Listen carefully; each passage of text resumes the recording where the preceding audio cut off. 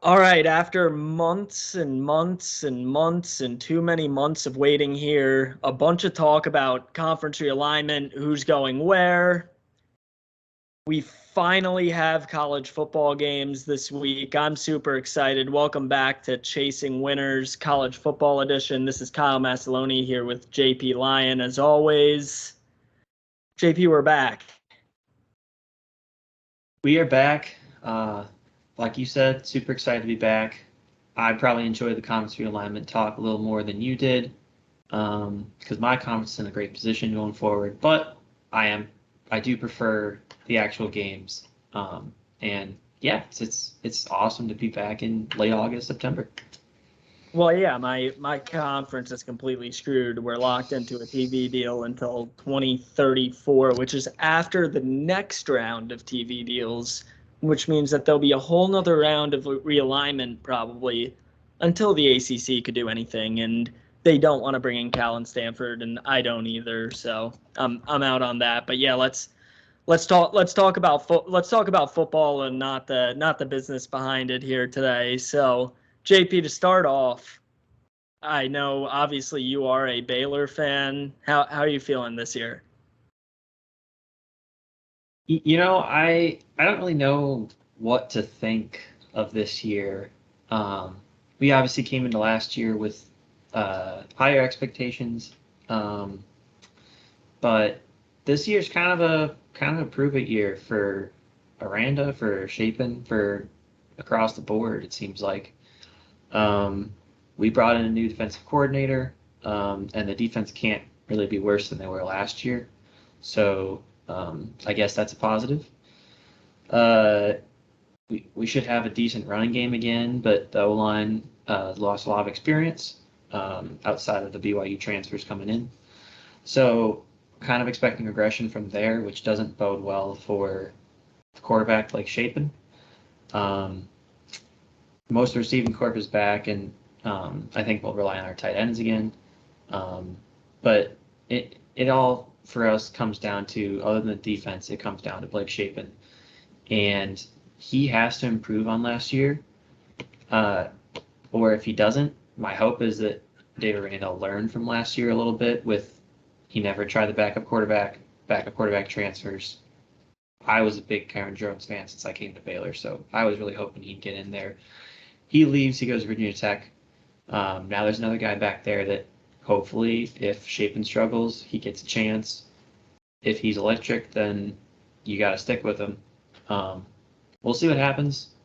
8 home games for us this year, most we've ever had. Utah and Texas at home this year. So my prediction is 7-5. Anything better, I'm going to feel really great about. But if anything worse, then I'm going to put Aranda on the hot seat next year. So I mean, I could see anything from 5 to 10 wins this year. So I don't know. We'll see how it goes. How's Miami gonna do? All right. So first off, I'm gonna do this because, just side note, I just got eye surgery on last Thursday, and my eye's starting to bother me a little bit looking at a screen, and it's Miami colors. So here we go. Eye patch on. This was not planned, by the way. My eye actually did start hurting here, but Can't even notice a difference. yeah, can't even notice the difference at all. But yeah, so Miami this year, big key for us is obviously having Tyler Van Dyke healthy again. I mean, got injured earlier in the season last year and was also hamstrung by a terrible fit at offensive coordinator. We were going run heavy, even though we had great skill players, no offensive line really to speak of. So we didn't really have the tools to go run heavy last year, and it showed on a week-to-week basis. We were awful. Mario realized he made a bad hire, fired him, brought in Shannon Dawson, the offensive coordinator from Houston. So complete change of offense. We're going from run heavy to the air raid. So I am very pumped about that. And it should let Tyler Van Dyke show his skill again like he did his freshman year. Hopefully we get a few more of those 400-yard games from him like we did when he first started playing 2 years ago. Schedule wise, it's a doozy this year. Texas A&M week 2 at UNC, Clemson at Florida State. So we play the 3 top teams in the conference. We are the only team in the ACC that has to play them 3 along with NC State. So the 4 top favorites were the only team. We're the only team in the whole ACC that has to do that. But I'm feeling good. I'm feeling decent. I'm not feeling undefeated. I'm not going crazy. I'm feeling a nice improvement from last year. Tyler Van Dyke stays healthy. We just brought in a defensive tackle from Alabama. He just enrolled today, so looking forward to getting him going. Hopefully for the Texas A&M game, maybe the week or 2 after. Offensive line actually is a strength for us. Weirdly, we have a year of development. We got this Hog 5-star recruit in, so I'm hoping that goes well for us. We're actually able to protect our quarterback. I want to say 9-3. Really? Yeah, I really. What's up? Are you losing all 3 of the games you mentioned? Are those the 3 you lose? No. So No? we're beating Texas A&M. Okay. We're beating Texas A&M week 2. Freshman QB isn't going to be ready yet. We're beating North Carolina away. Revenge game for Tyler Van Dyke. We're losing Clemson. We're losing Florida State. And I cannot believe I'm saying this. We're losing Boston College on Black Friday. It's an optics game. Last time we played Black Friday at noon in that exact time slot, we were 10-0 going into that game and lost to Pitt. You just can't stick Miami in the cold on Black Friday at noon. It just doesn't work out for us. So I can't believe I'm picking us to lose that game, but I am. All right, so 9-3 for Miami, 7-5 for Baylor. Not undefeated, Kyle says. Not undefeated. Not undefeated this year. I usually talk myself into that. I do a big why not us thing, but still that's still on the fairly high end of projections. But yeah, I think 9-3 is very realistic this year. Probably gonna end up 8-4, 7-5, but I'll say 9-3 is my prediction here. So a couple of realistic guys over here that are definitely going to talk themselves into Baylor over Utah and Miami over A&M in 2 weeks. Yeah, absolutely. We're only 7 points dogs against A&M. That line's already out, so you'll see that on my picks next week. Don't worry about it. I'll have to look up the Baylor Utah one. All right, so now we're getting into our games for this week. Weird week because we have. I mentioned this to you earlier. The best games are on Thursday and Sunday, and the Saturday slates. God, it's a full slate of college football. I shouldn't say it's lacking, but it is kind of lacking there. Not many competitive games going on Saturday, besides for one of them really that we're going to talk about today. But going to start off on Thursday, 8 o'clock, ESPN in Utah. 6 p.m. Mountain Time, if you want to take their crazy time zone into perspective. We have Florida going on the road against Utah. Utah's 4.5-point favorites. Big news coming today. Cam Rising is out. JP, does that affect your pick here at all? It did. It did a little. I made the pick before I realized that, but I just don't believe in Florida. Is that okay to say? I don't Oh, believe in. I definitely don't believe in Graham Mertz. that's more than okay to say. Their win total's 5.5. Vegas Yeah, I doesn't mean, Florida. I mean, they hyped up Anthony Richardson all year, and now they're going to do the same thing for Graham Mertz, and I'm just not buying it until somebody shows me that that Graham Mertz is him. He certainly was not at Wisconsin. Utah is going to rely more on the run game this game. There's a reason the total is 44.5. Should be more defensive than we expect, but it's also last season Florida beat Utah 20-17. Is that the score? It was a 3-point game. It was around 40 points. Yeah. So maybe that's just what their series is destined to be. It's a low scoring affair. 4.5. I think. Yeah, I'm going to do something great here. I need Utah to cover to give myself hope that they're sleeping next week in Waco. So we're going to take Utah -4.5. Great reasoning, but yeah, I echo pretty much the same sentiments as you do here with Utah -4.5. It is going to be a low scoring game. Definitely, even with the low number for total, I would take a look at the under here. Obviously, Utah's missing their starting quarterback. Graham Mertz is not him. So don't expect a lot of scoring here. Expect a super physical game, actually. But Utah has enough to win by 4.5 here. I think we're going to see a Utah win. Moving on here to Saturday. Weird big noon game to start off. Coach Prime's debut for Colorado, going on the road to TCU. Obviously, big noon on Fox. TCU are 20.5-point favorites. JP, Vegas doesn't like Coach Prime here. No, I mean, common sense kind of says it's going to take a little while to gel with that many new players.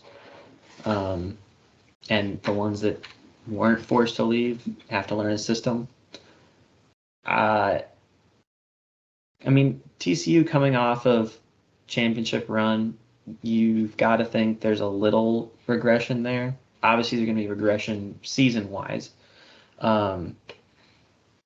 But most people would probably think that TCU doesn't look as good in this first game as they did for most last season. And I mean, new offensive coordinator. Yeah, new offensive coordinator, Kendall Briles. Just a horrendous hire for TCU there. That's fantastic optics for them to hire Briles' kid. But I won't get into that too much. I'm picking TCU to make a statement here. 23 touchdowns is just so much, but I do not believe in Colorado. Their win total is 3.5 this year. They're not winning this game, and I don't think it's going to be close. See, yeah, so the funny thing is, I don't believe Colorado. I don't really believe in Colorado either, but you mentioned one thing. You mentioned 20.5, 3 touchdowns is too much. That's where I'm at here. I mean, I think, like you mentioned, TCU is going to regress a bit this year. They're not going to be as good. Last time we saw them, obviously this won't be the case whatsoever. They were in the national championship, so them getting wrecked by UGA shouldn't even be talked about. But I think Colorado has a lot of talent, a lot of new talent that they brought in from the transfer portal. I think obviously they need time to gel, but I think they gel just enough to cover here. It might be a last minute backdoor. It might be something ridiculous. I don't think this team is laying down and dying in this spot. So I'm taking Colorado plus 20.5 and kind of sweating it out. Not confident in it. You saying last minute backdoor made me remember all the TCU backdoors that had us just absolutely furious at each other. Yeah. I'm happy the season's back. Oh yeah. I hope the back door goes my way here, because I think either way maybe we might get a backdoor cover. It feels like that type of game. God, I'm happy we're back. Next up, 7:30, I believe. Just want to confirm here, 7:30. Yep, 7:30 ABC primetime game. Neutral site game in Charlotte. People seem to be forgetting that quite a bit. College game day is going to be there. It's number 21 North Carolina and probably a top 3 quarterback in the country in Drake May on the road. Not on the road. Jesus, I just said it's a neutral site game in Charlotte against South Carolina, against the Cox. It's JP. It's not Cocktober yet. Are you sure? I think it's only September. Could it be Cocktember? It could be. Doesn't have the same ring to it. But I guess we're gonna find out. Yeah, we're gonna find out on Saturday. I gotta ask you what you think of UNC this year. Why don't you make your pick first, since you're Mr. ACC? All right, so it's gonna be a lot of the same from UNC this year. Super high-powered offense, one of the best quarterbacks in the country. I believe in Drake May. I'm gonna ride him to the Heisman again. I'm gonna come on here every week and say he's gonna win the Heisman until he lets me down. But the defense is still, it hasn't changed. It's not like they've gotten this great transfer portal defense in. It's not like they've brought in a great recruiting class defensively. Still very suspect. I think what's the total on this game? 64.5. 64.5. Yeah, that's telling of where we're at, probably with both defenses here. It's going to be a back and forth shootout. I think we have a super fun game in Charlotte with a super fun game shootout. Give me who I think is a Heisman candidate in Drake May. Give me UNC minus 2.5. Yeah. Oh, is this the game you were debating on? No, this isn't even it. But it's just so. I have to pick the Cox here, which is basically more of a what you did for me last year pick. Out of honor to South Carolina, and Spencer Rattler. I'm just going to have to pick them. And I agree it's going to be a shootout, obviously. Neither defense is up to par. New offensive coordinator in UNC does like to run the ball more, so maybe it's less of the Drake May show as we're expecting, which actually might benefit North Carolina. But that also might take more than 1 week to figure out completely. So I'm betting on the continuity and the Spencer Rattler chaos that is the Cox. And I guess for the pot, I'll take him 2.5, but I'm really not taking 2.5 when it comes down to it. You're just taking the money line there. I'm saying I'd buy the hook to 3. Oh yeah, obviously. Yeah. Yeah, the game should be chaotic either way. This is probably where my focus is going to be during the primetime slate, but there's also another game to talk about here at 7:30 on NBC. Note the first primetime NBC game of the new crazy Big Ten TV window. They have this, and then they randomly have Maryland versus Charlotte next week. What a step down next week is. But they're starting off. You probably saw the commercial 50 million times if you've watched anything on NBC. The annoying Fall Out Boy, Here Comes Saturday Night song. We got West Virginia on the road in Happy Valley against Penn State. Penn State are 20.5-point favorites. Same exact line as we talked about earlier, but we're talking about a team that people are saying maybe a dark horse to win the Big Ten in Penn State. That is the theory. Now you've completely distracted me because I'm trying to look for that commercial. You haven't seen it? No, I haven't watched live TV in so long. I've just been on YouTube the whole time. Yeah, I found it. I'll watch it later. Yeah, Penn State. It still feels like whoever comes out of the East is going to win the conference. I know your boy Josh Pate is picking them to make a run there, if I remember correctly. Yeah, I'm not quite doing that though. I mean, it is a three horse race in the Big Ten East. I still think there's two teams that are better than Penn State there, so I'm not as high on them as other people seem to be.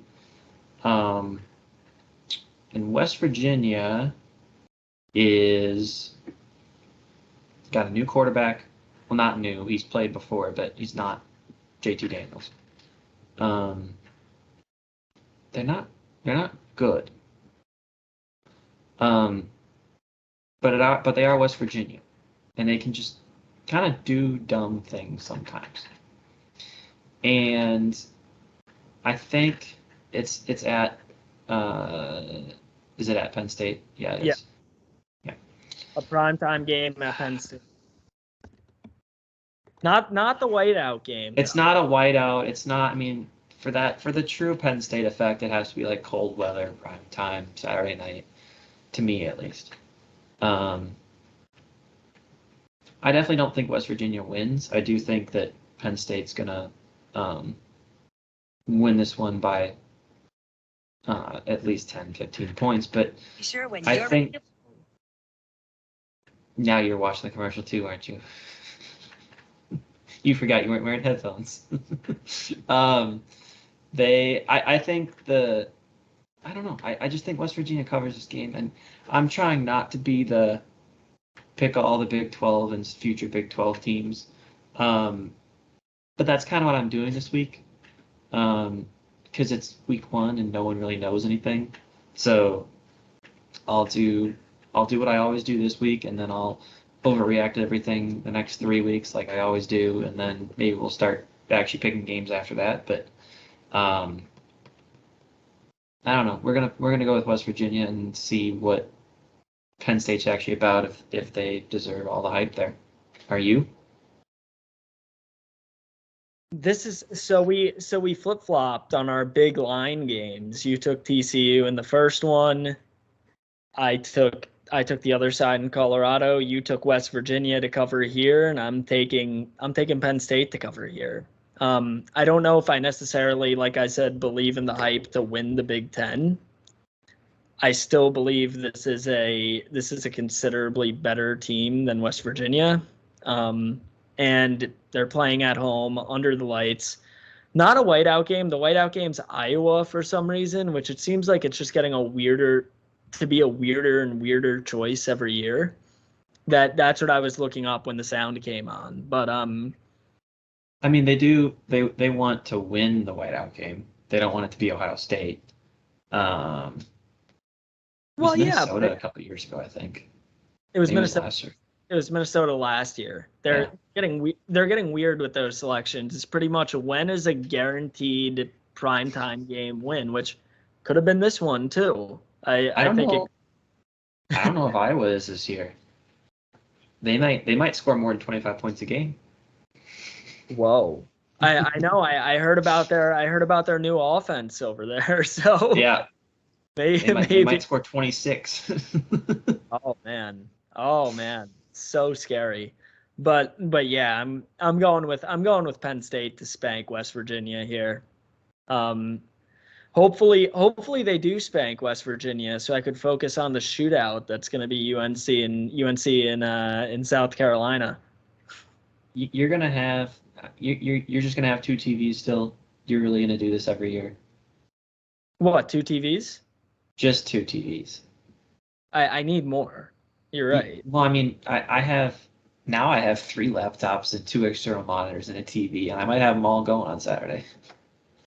That would be spectacular. I need to think about that. Yeah. I don't have an at-home setup like that. That's the problem. At work I have three screens, but not at home. Well, you got to get like a portable monitor through work that you can take when you travel. Yes. That was one of my favorite investments that my job got. Yeah. Or they could get me an iPad. That would work too. That would also work. All right. Moving on now. As the 1 day a year we have a Sunday night game. Sunday night ABC. It's the game of the week. The only ranked versus ranked matchup of week 1. Wild. There's usually multiple of these, but we got LSU versus Florida State in Orlando, neutral site game, but not really because it'll be a Florida State home crowd in the state of Florida. LSU 2.5-point favorites. Oof, we got a coin flip going on here. I mean, we're taking what was just objectively a horrendous game from last year, and we're doing it again. Yeah, and now both teams are in the top 10. It was the Sunday game last year too. Yeah. Yeah. Kyle, what am I supposed to do with Florida State? So much hype surrounding them, right? Yeah. God, Go ahead. I feel like it's like heresy in the college football universe this year to say I don't 100% buy it. Like do I buy them going 11-1? Yes. Do I buy them winning the ACC and making the playoff? No. Like they could probably go 11-1 and 10-2, but I just don't. They're going to find a way to mess it up. Like they have for the last what is it, like 5-6 years now? They always find a way with all the talent to sounds like another team from Florida too. Always find a way to mess everything up us down in Florida. Something in the water over there. Yeah, alligators. Even though the Gators also find a way to mess it up, but yeah, all the time, yeah. That's what's in the water. And swamps. It's just all swamp water and yeah. And a hurricane pretty soon. Yeah. I wonder if that'll affect this game at all. I don't think so, but that would suck. That would suck. Now I'm looking up a path of a hurricane. Maybe that's a good vibe for Miami to cover the spread. Yeah. Hurricane going through Florida. 17.5. We're playing fake Miami. But what's your pick here? Where are you going? So last year I spent a lot of time harping on the fact that LSU wasn't very good. And now it doesn't feel like they've changed. And they're the number 5 team in the country. And it doesn't feel like Florida State's very good. So this huge fraud bowl from last year has turned into another one with higher expectations for both teams. Now, have I bet the over on both teams' win total? Yes, I have. Because I'd rather somewhere. What'd you say? So you clearly believe in them. No, because I'd rather be wrong and make money. Or if I'm right, I can turn it into turn it into another 15 minutes of me yelling on here. So as far as the game goes, from what I've been hearing, Florida State has more continuity. Is that right? LSU brought more transfers and Florida State's more. Yeah. Okay. And LSU are missing their D tackle. LSU are missing their D tackle. Yeah. Yeah. Can't be getting improper benefits. Definitely can't do that. No. Definitely not in the era of NIL. No way. No, never. Can't make money. I'm gonna take Florida State here. I don't believe in either team. Like I said, they're getting points. It's more of a home game for them. Bump it up to +3 when I actually have to bet it. But first game of the season, yeah, Florida State. Close my eyes and yeah. Yeah, I'm along the same lines. Florida State +2.5. I can't believe I'm saying it. I think it's a pick'em of a game. I think it's a complete wash. I'm going to take the points with the team playing at home. And in Florida State's probably going to be run first. And if LSU's missing their star defensive tackle, I mean, that should be advantage Florida State. So I'm gonna go Florida State +2.5, and I hate my own guts for saying it. I did say I think they're gonna fuck it up. I think that'll be later in the season, not here.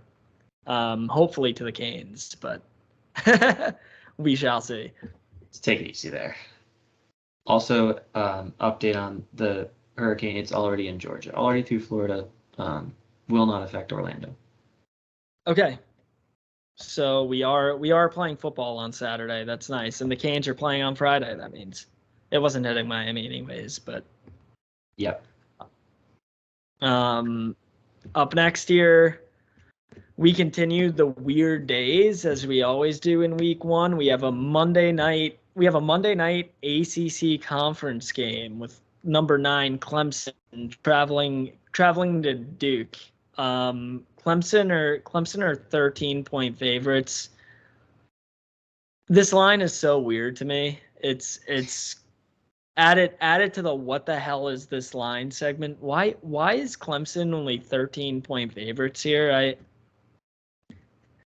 Because they're not any good. We're also back to saying everybody sucks. Good sign that college football is back. It's really a problem. I was going through when the top 10 with the top 25 came out, and I was telling you, I was like 5 through 10. All these teams stink. Well, that's not good because that means that means somebody has to be up there. Yeah, that means we're all gonna stink besides for 3 or 4 teams this year. But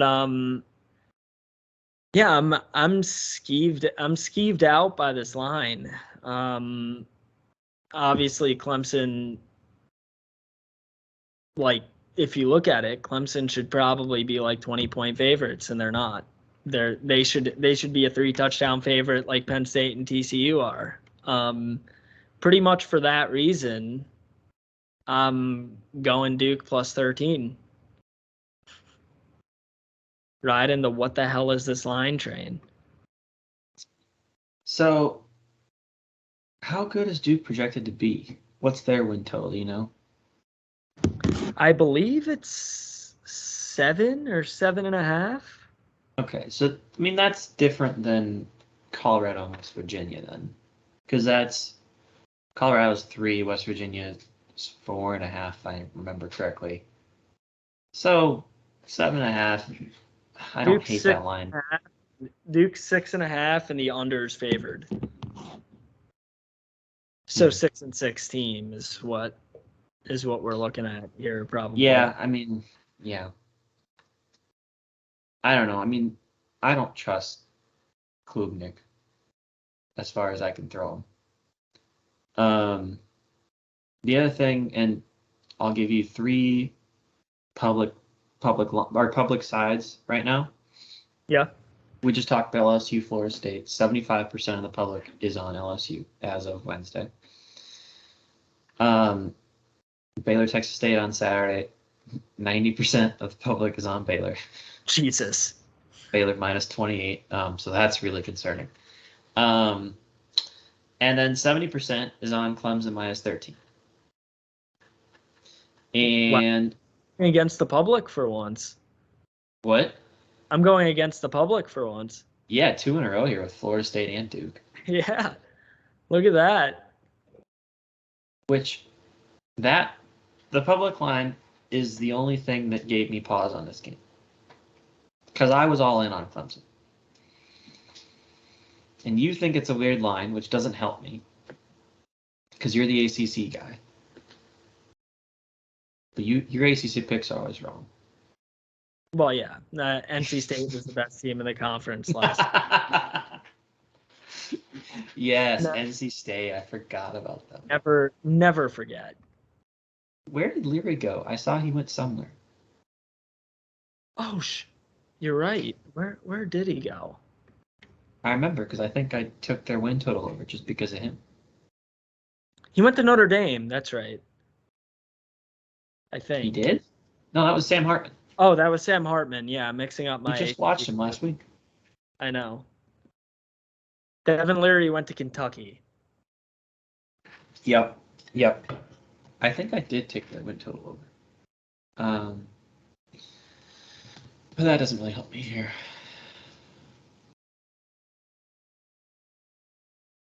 I'm going to stick with it. I'm going to stick with Clemson minus 13. On the road, I don't like on the road. I don't like the public. And I don't like a Monday night college football game. It's just vile. But we have but once again we have Thursday we have 5 days of college football this week. So what am I going to complain about? That is true. I took Kentucky over 3.5 conference wins. That's what I did. I also have Florida's 3.5 conference wins. Yeah. Jeez. If I remember correctly, they have a brutal schedule. And I took Florida to have 6 or more wins. Oof. So naturally, I'm betting on Utah. Yeah. I can't. Well, I could change it by Monday, but we'll see. For the pod, I'm taking Clemson. You got a lot of time there. Hopefully. Weird amount of time. We'll see. And now from there, after we were pretty much questioning all of our picks this week, at least I was, we're going to best bets. So, JP, is there something you're a little more confident in than FSU and LSU? Confident? No. But, and I'm just going to check the most recent line. When I look at Baylor and Texas State, and I'm going back to the well here. I've talked about it 3 times now. Or 2 times. It keeps going down. All right, I'm just going to leave it as it. There's 28-point favorites. Last year, we played this team and we beat them 49-7. Texas State has a good receiver. He cooked us a little last year. I'm hoping that our secondary is better. Like I said originally, defense can't be worse. So I am banking on the defense being a little better here. And if I had to put money on the side, I think Baylor covers. But I don't think we're going to score as much as people think we are. Because I don't at all. Especially first game for a really new offensive line. I like the under 61.5 Baylor, Texas State. So 28-61 would be 33 average, 28 on each side. So math in my head, 19 for Texas State and 47. That didn't work. I can't do math in my head today. What's wrong with me? Yeah, stop with the math. I'll get back to you on that score. All right, we need it for an exact score bet, obviously. Mm-hmm. All right, so my best bet this week is I'm going a Friday night in the islands. Hawaii plus 3.5 against Stanford. I would go so far to take the money line. That won't be the official best bet. It'll be plus 3.5, but I'll probably be betting the money line. Two things here. Number one, actually a few. Number one, Stanford are awful, and that'll rear its head on Friday. There's a reason the ACC doesn't even want them. I mean, that's not. But they're a terrible football team this year. Hawaii coming off of a pretty solid performance for them, I would say. On the road against Vandy, an SEC team, losing by a touchdown. This is their return home. This is their first home game since the storm that wiped out Maui. They're going to be playing for a lot more than themselves. It's going to be an emotional game. It's hard for me to not take them plus 3.5, playing for the island, on the island for the first time since the storm. After they accounted pretty well for themselves last week, going for the 3.5.